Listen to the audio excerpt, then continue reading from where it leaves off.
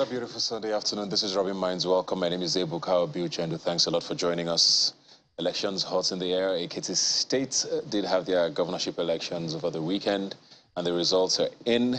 We're going to be going in, talking more in depth about that in the coming segments on today's episode. Of course, looking at 2023 as well and all that's to come with regards to all the drama and the new word or phrase placeholder that seems to sweeping the political scene in Nigeria. We're going to be getting to that much later. But first, we're going to be talking intellectual property law and how it sort of relates to the elections as well.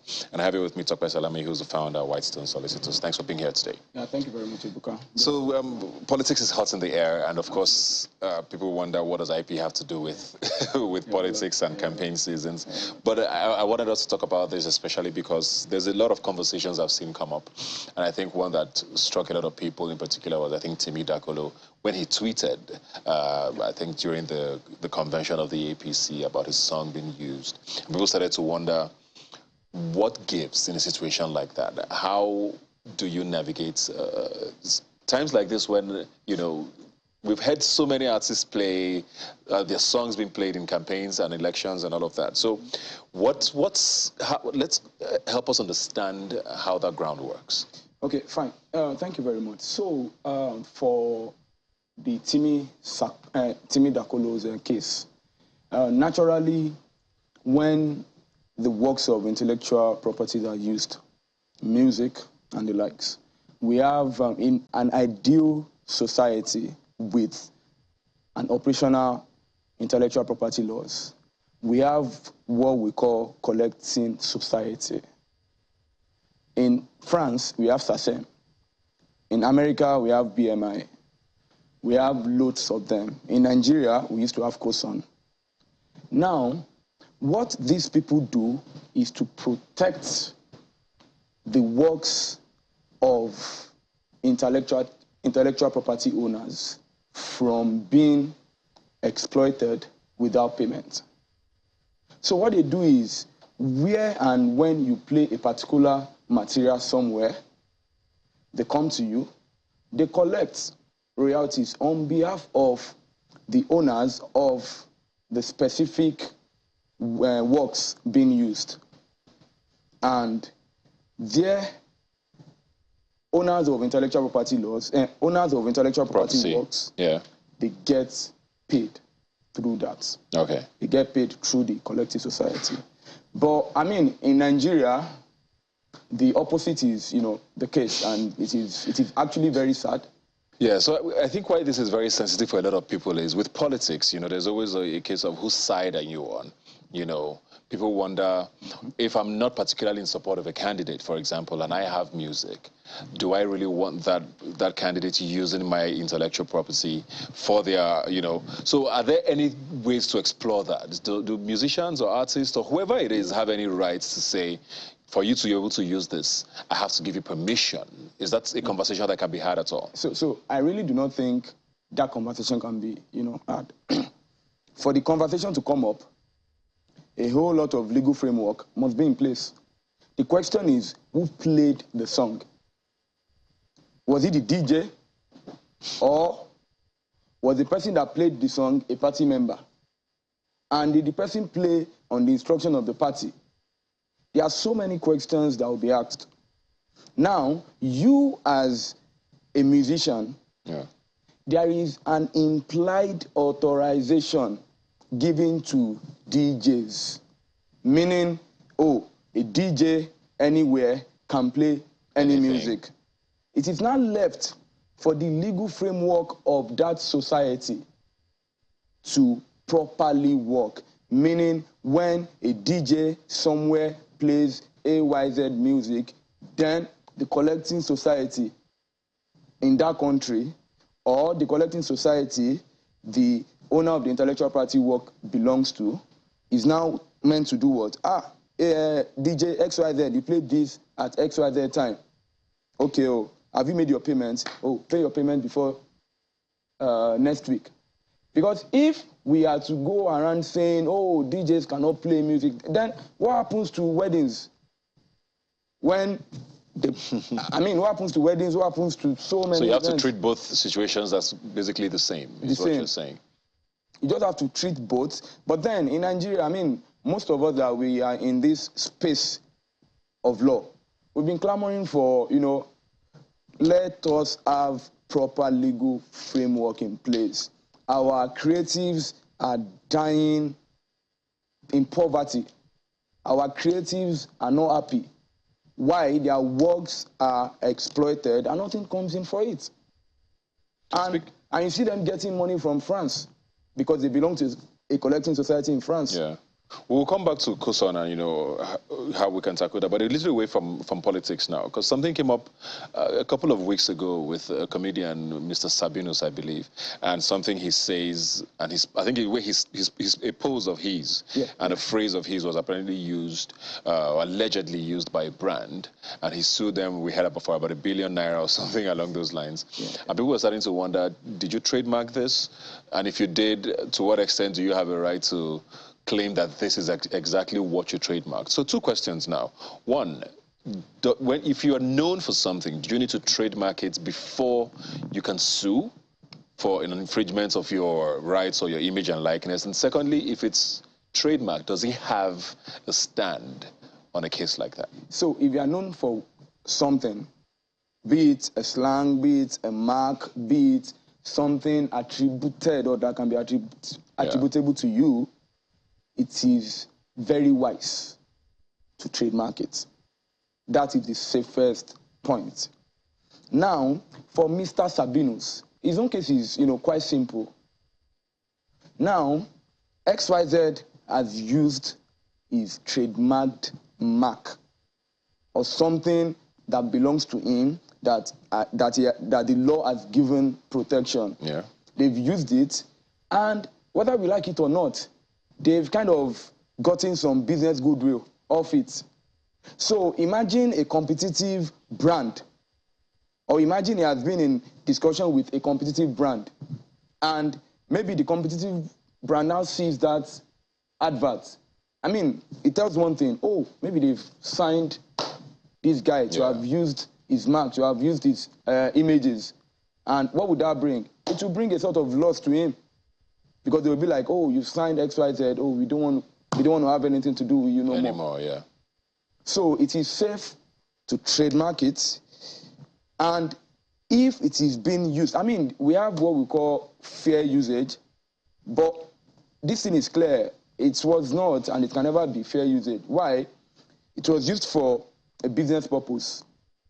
And it was used with the intention to tap into the business goodwill of that comedian or that owner of the registered... so you think he does have a case there? Of course he does. I mean, I saw everything. I mean, registered, I saw everything. So, I mean, then it is another thing for the legal framework not to frustrate the whole thing. Let's quickly talk about COSON now before we go, because they've been around for a while. People got excited when, you know, the whole idea of COSON started. There are people who still sort of at least believe in them. And, you know, the power of what they're doing with regards to collecting for artists. But there's also a lot of controversy, you know, around how they actually do this collection and what is remitted and all of that. Yeah. What's your take on COSON and how they stand now? And what should they be doing differently to make things, I mean, a little cleaner, maybe? Yeah, so I think the first thing COSON should do is to get people who are currently in the business of entertainment, in the business of entertainment law, and people who have traveled far and wide to see or to learn how things are done in advanced countries. That's one. The second thing is you must be accountable. That thing is very important. Why? People have come to you. They have signed up as members with your society, and it is just natural that you must be accountable to them. When you collect ₦1, let them know, oh, we collected ₦1. When it is 2, let them know. Not that at the end of a quarter, you just say, oh, you guys should bring your account, boom, you send something to them. And when they come up to say, can I see the logs? Can I see the statements? Another story comes in. So there are so many things wrong with that system. And the system can only be better with the experienced and the proper people. Not because this person is in the business of entertainment. No, no. The knowledge matters a lot. The network matters a lot. The connection matters a lot. A whole lot of stuff matters a lot. Okay. Let's quickly talk about, you go back to politics now before we round up, because, you know, we've talked about music and all of that. What is off limits, you know, for when it comes to IP and a space like, you know, campaigns and elections? What are some things that are off limits for whoever it is? If it's image, if it's, you know, your works, when does it cross the line, you think? Since you're saying that what DJs, for example, are doing do not necessarily break the law unless the laws are strengthened or different. Where do you cross the line? Well, you would definitely cross the line where or when the owner of that particular intellectual property can prove, in line with all enabling laws, that you have duly,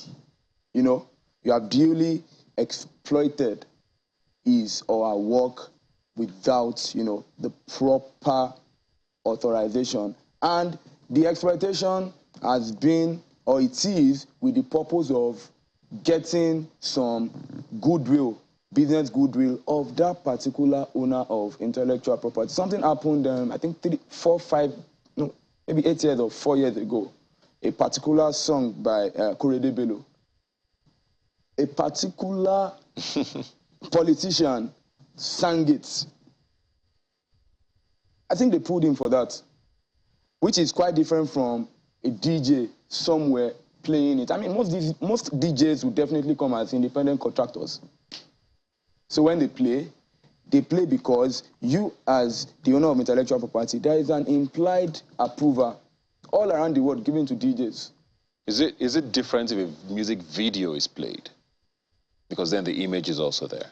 Well, if the music video is played, that is where the collecting society will come in. Will come in, okay. Because the collecting society is actually to collect monies where the works are being exploited. So in a working society, it is not even for the owner of the intellectual property work to say, oh, you've infringed on this. It is for the collecting society to say, oh, they played your song at XYZ place. Oh, the one you reported to, oh, they already paid, already sought for approval. If we were to have a good system, I mean, these people would even seek for approval before playing. They would seek for that approval of the collecting society before playing. So, I want to play this, oh yeah, what are the rates? And everything will be fine in a working society. That is a working society. Still talking about IP now. Generally, you know, a lot of people think we don't know our rights enough. You know, there are so many cases of, you know, whether it's written work, whether it's art, and I've always wondered. So speaking away from music now, business, one thing I always wonder about is with the fashion industry, for one, you know, where someone makes an outfit and other people instantly replicate it. And I've always seen people say, oh, I wonder if I can sue. I wonder if it's something I can get money of and stop this. Considering the kind of culture we have here of tailors, people making custom things, unlike in the West where it's more retail, you go and buy. Yeah, is that something that we can ever change? And is there an infringement there even? No, of course we can change it. Yeah, is there an infringement there where if I make a design and someone wears it and someone instantly copies it? So do I have a case? So naturally, you have a case in an ideal setup, in an ideal society. Imagine the Copyright Act was made in the year 1988. The analog era. We are in the digital era. The question is, what are we doing to make these laws suitable for the digital era? Yeah. No one has answered the question. So in an ideal society, yes, there are claims. But in a society where, you know, we are most times blinded by the culture, they'll be like, go and sit down, go and sit down. But then, I mean, in an ideal society, if you can prove that your sweat was part of this whole thing, I mean, there are royalties, there are monies, you're just sleeping and you are receiving your checks at the end of every quarter. You talk a lot about strengthening. What does strengthening of the laws now look like? What should we be thinking as lawyers, or as Nigerians who might want to, do we need to push a bill? What are we thinking about when you're talking about strengthening our IP laws? So, strengthening the laws, yeah, we need to get the experts in this particular field. It's like you saying, oh, you want to do something on CIBN Act. I might not be the best. The best would be the bankers. Here, we need to get the experts who have been doing entertainment law, who have been working in this field for some period. Over the years, we've all made certain mistakes. Oh, what mistakes have you made? What mistakes have you made? What do you think we can do to change this particular law? Then everybody will come up with something. We get a bill. They pass the bill. Everything comes in natural. Do you see that happening with how slow, not just our legislative system is, the judicial system as well? Which is why most people never want to sue, because the judicial system is so long and arduous. So aside from the judicial system being long, the question is, how many of our judges understand? It's another thing for you to get Copyright Act, Trademarks Act, Patent Act, and read. It's another thing for you to understand the procedure and practice of intellectual property. The question is, how many of our judges actually understand the procedure and practice of the creative industry? That's one. The second one is, do you think or do you feel we are not entitled to having our own different courts? The only thing that particular court will be doing is just to hear matters bordering on intellectual property, the creative industry. Most people will definitely know that if you go to court, you just want to waste your time. But imagine we have, let's say, two courts that the only thing they do is just to cater for works of intellectual property. I mean, all we need in this industry is just to get maybe 1 or 2, 3 scapegoats, and everybody will sit tight. But that is not happening. That did not happen. But then it will happen with time. I don't know. Maybe in the next 8 to maybe 12 years. Because I'm hearing a separate court for IP, and I'm wondering how feasible that will ever be, though. No, it is. So we have the resources, we have the buildings, we have the infrastructures, we have everything. It is just for our people to go for training. It is for the government to know that they can actually be generating high revenue through the works of the creative industry. Yeah. I hope the government wakes up very soon. Because, I mean, the creative industry is like the newest crude oil in Africa, not even in Nigeria alone. Well, thank you very much. I guess the campaign season is still a long one ahead. We're going to keep watching and seeing if we can find any loopholes. Yeah, hopefully the artists get their money's worth at the end of the day. Thanks for being here today. Welcome. All right, welcome back. The 2023 elections are just a few months away. Campaigns are on hold for the general elections until sometime later in the year, but of course, there's a lot of crisscrossing here and there. We're talking about, parties naming their vice presidential candidates or placeholders, like we have learned in the last week with regards to certain political parties. But I think what caught a lot of people's attention in the past week, of course, is the elections in Ekiti State, which is seen as sort of a litmus test for what's to come, because it's the first major election since the Electoral Act has become law.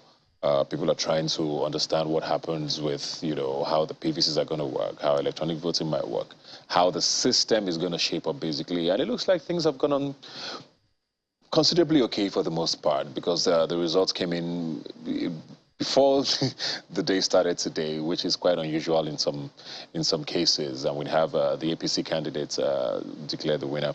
But we're going to be joined now by Dr. Mutiat Oladejo, who's joining us online to help us, sort of unpack all of what to be looking forward to. Thanks a lot for joining us.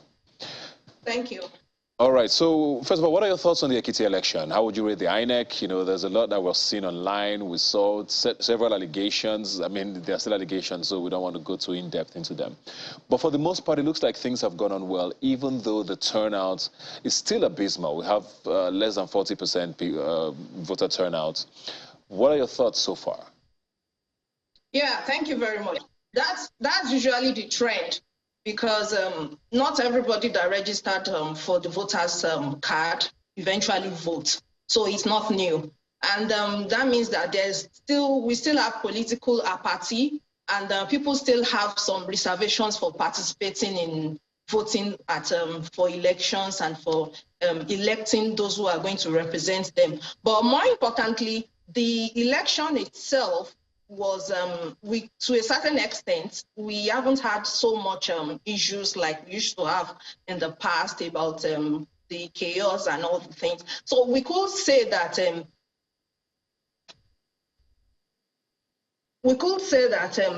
as it is presently, there are the election results show that we have a free and fair election, and then towards 2023, it gives us an idea of how smoothly Nigeria can be going forward in running elections. But as per the performances of the political parties, the way it is presently, we can see that APC still stopped the performance, and we have other parties coming after. But what is more surprising is how SDP was able to pull through. We would have expected that PDP should have more votes, and there should be a kind of a second political party that has the highest followers in the Southwest. But from what we can see in Ekiti, we can see that new parties are beginning to gain grounds. They are beginning to become popular. And so that should give us an idea that Nigeria is actually a multi-party state. And towards 2023, we can't be too fixated on thinking that the parties that are the most popular will take all the victory at elections. We shouldn't think that way, because Nigeria is a very big country. And so we should expect that there are different factors. We shouldn't be too fixated on what we used to know, that, okay, APC is very popular, PDP, and we should not be thinking that the contest is basically between APC and PDP alone. There are other parties that are also there.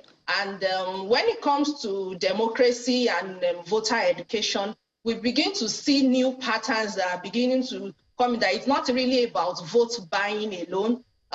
People are beginning to understand governance, evaluate governance, and then be able to determine actually what they want, even though there is still apathy.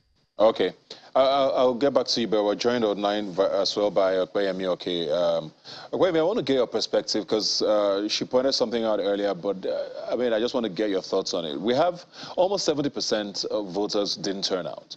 You know, we've always said that apathy is a problem. But, you know, places like Anambra, we had about 10% voter turnout. There was all the excuses about security or the lack of it as a situation. With Ekiti State, we're back to what seems to be the norm. Who's the onus-on, you think, to get voters excited? Is it the parties? Is it INEC? Or is this a sign that people are sort of not having a lot of faith in the system, or the candidates are not exciting enough? What do you think is happening? Thank you, Ebuka. Thank you for having me. Actually, I was actually surprised by the turnout of voters in Ekiti State on Saturday. With over 700,000 people with PVC, we have total voters of 367,000 people. And that bothers me, right? It's a litmus test to what we expect in 2023. That's why we tell people politics is not elitist. The idea of politics is local, right? And it's beyond coming on Twitter to rant. We need to be able to mobilize. So it is the responsibility of the political parties to actually mobilize. It is, but if you have to look at the partisan voters, they are quite, considering the number, there are fewer compared to non-partisan voters. So we have the civil society organizations. Maybe it's not INEC's job. I still wonder where the National Orientation Agency is. I don't know if they still exist. And it just shows that the apathy is still there. And the apathy is is largely and is predominant amongst elites. And I hope that going into 2023 or going into Australian election in July 16, we can have more civil society organizations. We can have more civil society organizations, religious organizations, because I expect that, like we have the Otoge in Kwara State back in back last year or 2 years ago, I think about 2 years ago that we had Autogate a campaign. I hope that these trade organizations, trade unions, religious organizations, and several other civil society organizations can start looking into how they can collaborate to solving this apathy problem. That's what I think, Ebuka. All right, I'll still stick with you before I go back to Dr. Mutiat. Because you mentioned something about, the fact that the SDP came second, sort of threw off the balance of the APC and the PDP, which you usually find in our elections, and that might be showing signs of, what could happen in the long run, or the fact that Nigeria is actually a multi-party state and not just a two-party state. Do you think this is a one-off? I mean, considering the fact that the candidate of the SDP in these elections was a governor before, so there might have been that factor. But you see this playing out on a larger scale as we head up to 2023, or is it just a one-off and, we're still a two-party state, you think? Thank you, Buka. The level of relevance that SDP had in the last election in Ekiti State as a result of the intra-party problem that PDP had, and of course, Shegun is quite popular, in Ekiti State, he's been the governor before, like you rightly mentioned, and of course, during his time, he had a certain level of, influence and impact on the people, and I think the intra-party crisis in PDP actually, led to to a lot of the campaign from PDP to SDP, and that's what gives the vote. I really don't think that is going to happen in 2023. I try to be optimistic a lot of times. But when you look at the party structure, when you look at structure, generally, you realize that APC is a strong party. That's the largest party in West Africa, if I'm correct. And PDP is also a very strong structure. But I don't foresee, with what is going on right now, of course, I hope for a better turnout in 2023 elections. We people are tuning out to get their PVC shows that we're going to have, better turnout in 2023 elections. However, early, are we able to queue 3, 4, 5 hours to actually cast our ballots? If you consider all of that, yesterday I was speaking to a friend of mine who I know to be a very a loud person on Twitter. He lives in Ekiti State, and I asked him, I was trying to get updates from him on how election is going, and I'm surprised to find out that my friend was at home watching Netflix, watching movies. And I asked him, what happened to the noise you're making online? So it's not enough for us to make noise online to mobilize for a third force party. It is much more important that we also mobilize to go up. Okay, thank you very much, Akrami. Let me come back to you now, Dr. Mutiat. I want to talk about this thing that has been bugging me all week. A lot of us were introduced to this term placeholder out of nowhere. Suddenly we wondered then, why is there a deadline for the submission of running mates for these candidates if they can just put any name in there and still swap it out later? Why does the deadline exist, and why does this loophole exist? And what do you think about this placeholder situation we're seeing all over the place now with, parties naming anybody and saying they're just using that one to hold the place until they're ready to name their candidates? What do you think about that? Yeah, thank you. Nigeria as a state is complicated. Take that. It's extremely complicated. So I understand what the candidates are going through in making decisions as to exactly who to pick, because you realize that some parties, for example, let me be specific here. I know that Labour Party is just trying to gain some ground, and they don't have that kind of ground in the north. And so it will be quite difficult for them to just come up with any name. They need to make a lot of consultations. They need to consider a lot of factors. And when it comes to winning elections, number matters. So what will bring those numbers are the things that are bugging the candidates presently now. And so, INEC has its rules, no doubt, but at the same time, the parties are trying to be careful. And same for APC too. I think the problem I can see with APC, it's too much, there are too much factors to consider in who becomes the running mate: religion, zone within the north, religion, and I think competence, which is the most important thing anyway. Competence is the most important thing, apart from numbers that matter for the party.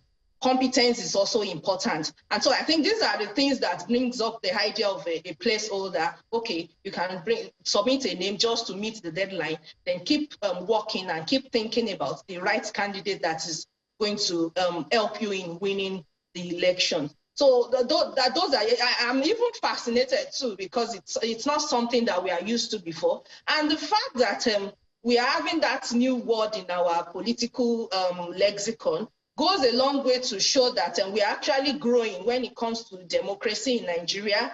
Nigeria as a state, I would want to say that we are growing, we are learning. And so I see everything as a process, because Nigeria is a multi-ethnic and multi-religious society. And so when we want to take decisions, it's not something anyone can just jump into.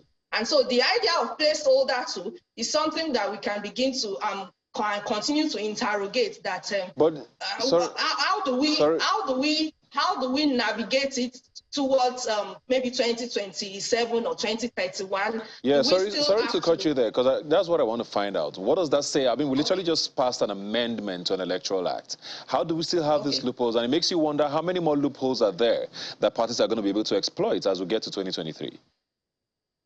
Yeah, well, for me, when loopholes is not a big deal, it's not a big deal. There will always be loopholes. Even in policies, there will always be loopholes for us to rejig and amend bills and all that. So it's not really a big deal if we understand the complexity of how Nigeria is, that we are having a placeholder.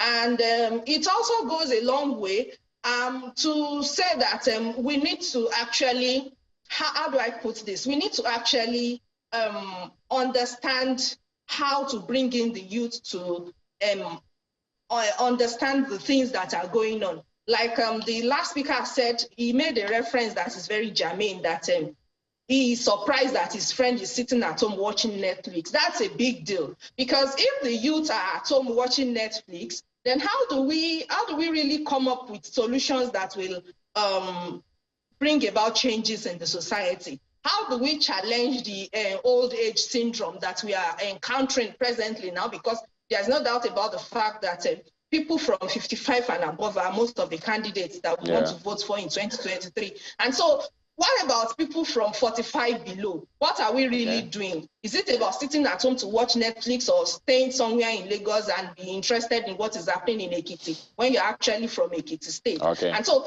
I mean, these are the things we need to interrogate. We can't just continue to say, oh, placeholder, why should it be or why should it not be?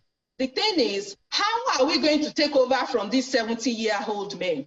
Really, without sentiments anyway. And so that's the way I see it. But the fact that we have the idea of placeholder, it's not new. Nigeria is a big state, and so things will keep evolving, and we keep evolving around issues.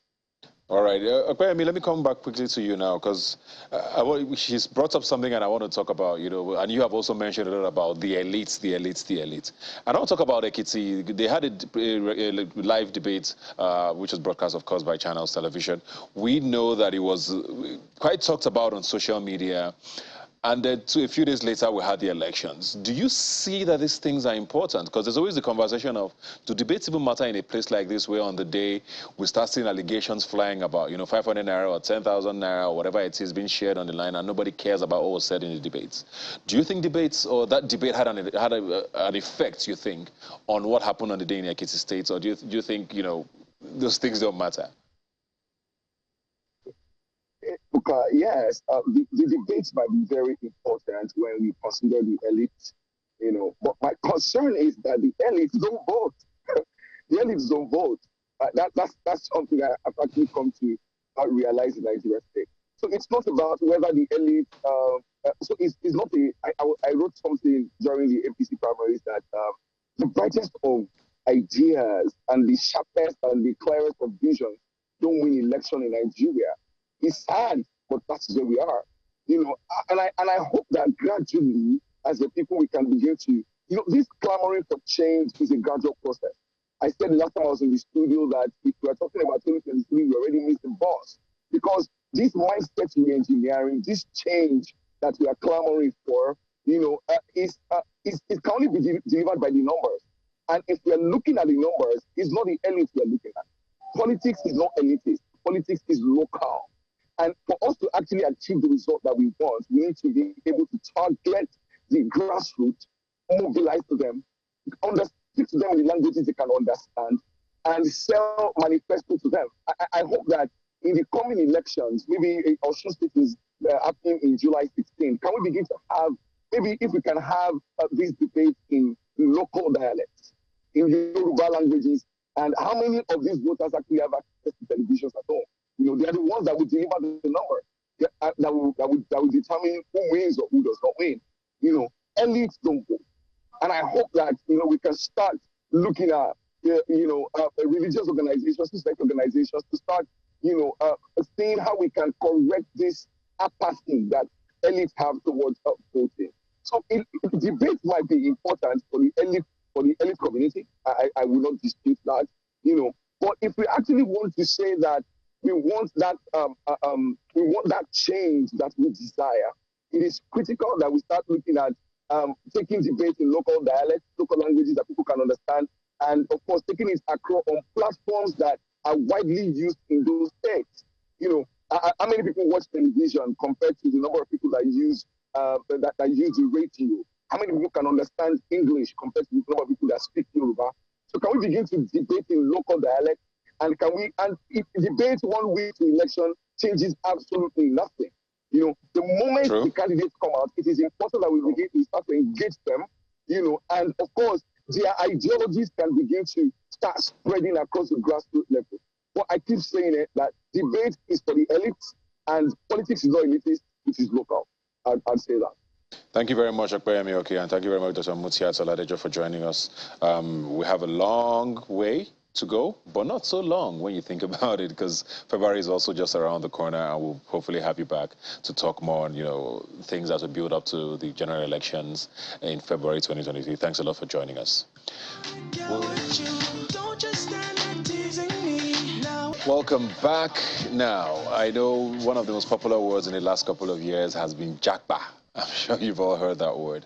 Seems to be very popular with young Nigerians trying to, you know, sort of move to a different climb. But what we want you to do is leave, go get an education, hopefully get a great degree and come back. And we're going to be talking about the UK education today. I'm joined now from Abuja studios by Tom Durandon from the University of Roehampton, and of course Gani Govardhana. Thanks for joining us, and you're welcome. Can you hear me? Thank you for having us. Thanks for having us. Thank you very much. Let me start with you, Tom. Tell us a little bit about the University of Roehampton and why Nigerian students or potential students should be paying attention. So, University of Roehampton is based in on a beautiful, spacious campus in southwest London. It's based in the capital of the United Kingdom, and it's just a fantastic environment. I think international students particularly are very drawn to London, as it is one of the big capitals, capital cities in the world. And yeah, we're a campus university, which we're really proud of. We like to call ourselves London's Campus University, as we are one of the few universities in London with a campus as spacious as ours. And it just essentially means that we have all of the amenities and the facilities that students could possibly need, be it academic, social, or living spaces, right in one location, which makes it very easy for students. It's very convenient, as it cuts down on their commuting costs and efforts, and it's also having a campus provides a really fantastic, laid-back, community-oriented environment for students to study in. Okay, good to hear that, because I mean, for a lot of Nigerians, I think for about a century now, Nigerians have sort of explored the UK education, if I'm not wrong. You know, we've always had Nigerians who have gotten degrees from the UK. I guess my question is, if you were going to talk about the University of Roehampton, what makes it stand out differently from the others? You know, what should excite a Nigerian who's trying to get there to get an education? So we're a bit of a mix of old and new. So we do We go way back. We've been providing higher education for over 180 years, but we were only awarded university status less than 20 years ago. Yeah, it's a great mix of both, and essentially what we provide is that traditional United Kingdom higher education prestige that international students are very drawn to and have been for so many years. But we do have a modern edge, in particular with our course offerings as well. So a lot of our courses are designed with students' future career prospects in mind. And yeah, so we have a fantastic careers team, and we are located in London. It is a media hub of the country. It is a business hub of the country and a culture hub of the country as well. And our courses that we offer are they look at and take that in mind as well. And sort of the courses that we offer, particularly with business, arts, and we're introducing new media courses as well. Okay, let me come to you now, Gani, and talk specifically about courses, because Nigeria for a long time had a trend, you know, where everybody wanted to be a medical doctor, or a lawyer, or an engineer, but it looks like things are starting to shift now. So specifically, what kind of courses are on offer, you know, at the University of Roehampton? Because I want to believe that Nigerians are more open-minded now to a lot of things. What should we be looking at when we're trying to apply there? Yeah, of course, because I've been coming to Nigeria since 2014, so I have very good experience talking to Nigerian students about the expectation of course, quite a lot of students go to study in the UK. I think one of the latest thing, what we offer here is probably even students are aware as well, the UK government is now introduced what we call a new post-study kind of route. So once they complete, they can stay behind in the UK for a couple more years and to get some experience. So basically, most of the courses, what we design in here is to target that one. And also what we have here is with the University of Roehampton, we pretty much targeted some business-related courses with a placement option. So as a part of the program, student can actually now go and work. So once they finish, like mainly this placement option is available in the business program, because majority of the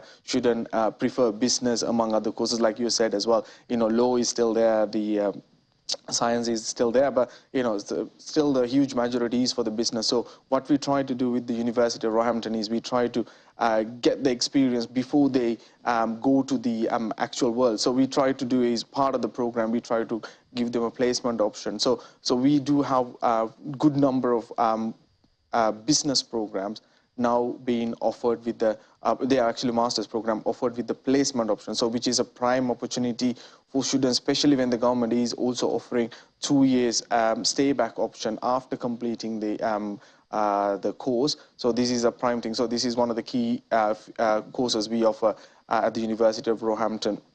And also we have very specialized courses as well in like life sciences area. So, and also we have sports, and like the new trend is about sports and sports sciences, everything. Everyone looking at the Premier League, and they're fully aware of what what's the these players going through. So the sports and exercise science is also getting quite popular nowadays as well. So we have a number of programs in that subject area. And also everyone, with the COVID and everything, everyone started working from home. So the data sciences and also the cybersecurity also a big thing. And also we have a number of courses being introduced recently on that subject areas, computer sciences as well. So we do have, and also, as always, there are a number of students looking to do education-related programs. So education is also one of the bigger things in the market these days, because a lot of students looking, to career in the education as well. I want to talk entry requirements very quickly, as you can, because that's always been a contentious topic. People say, oh, a lot of schools here offer a British curriculum. Why do I still need to write all these extra exams or go to an A-levels and all of that? But that's besides the point. What do I need to do if I'm trying to get into the University of Roehampton? What are the requirements, basically? Yeah, so basically, we do accept everyone from it doesn't matter whether you study the British curriculum or whether you study the local curriculum. So we do have specific entry requirement for each and every program. So if you study the British curriculum, completely fine. So if you go to our university website, University of Roehampton website, we actually define for each and every program what is the minimum requirement if you study the British curriculum, but also, for undergraduate program, then if anyone study the WIAC and all the other qualifications, then also we define what other minimum requirements are as well. So, so this is something we clearly mentioned on our website. So best thing is to go and have a look at the our website for entry requirements for each and specific courses. All right, thank you very much. Let me quickly go to Tom now, very quickly in 30 seconds. Are scholarships an option? Yes, absolutely. We have a great variety of scholarships available, and some even specifically targeted towards Nigerian students. So a scholarship of the highest amount would be a £4,000 tuition fee discount. It's based on academic merit and whether students have excelled academically in their previous qualifications.